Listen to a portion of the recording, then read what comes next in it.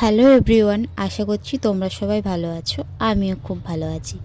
আজ আমি organic mehndi making করছিলাম, তাই ভাবলাম যে তোমাদের সাথেও শেয়ার করি আমি কিভাবে অর্গ্যানিক মেহেন্দি মেকিং করি। ফার্স্টে একটা কাচের বোল নিয়ে নিলাম, দেন আমি যে অয়েলটা ইউজ করি সেটাও তোমাদের সাথে শেয়ার করলাম আমি কোন অয়েল ইউজ করি। ফার্স্টে একটা কাচের বোলে একটা স্পঞ্জ লাগবে, যে স্পঞ্জটার সাহায্যে তোমরা অর্গ্যানিক মেহেন্দি মেকিং করবে।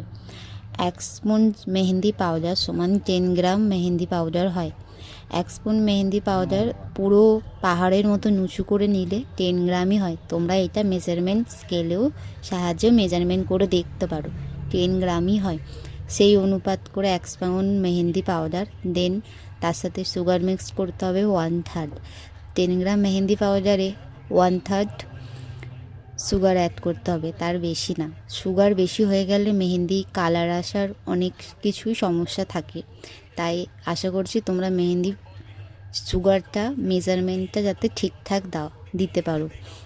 তাই আমি সুগারের মেজারমেন্টটা তোমাদের সাথে দেখিয়ে দিলাম। 1 চামচের হাফেরও হাফ স্পুঞ্জ 1/3 সুগার বলে, সেটার সাথে মিক্স করে নিতে হবে পাউডারের সাথে ফার্স্টে।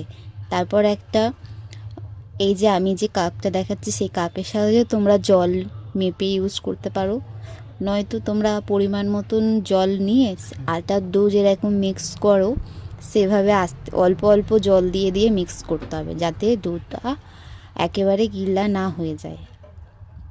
অল্প অল্প জল দিয়ে মিক্স করে ডোটা রেডি করে নিতে হবে।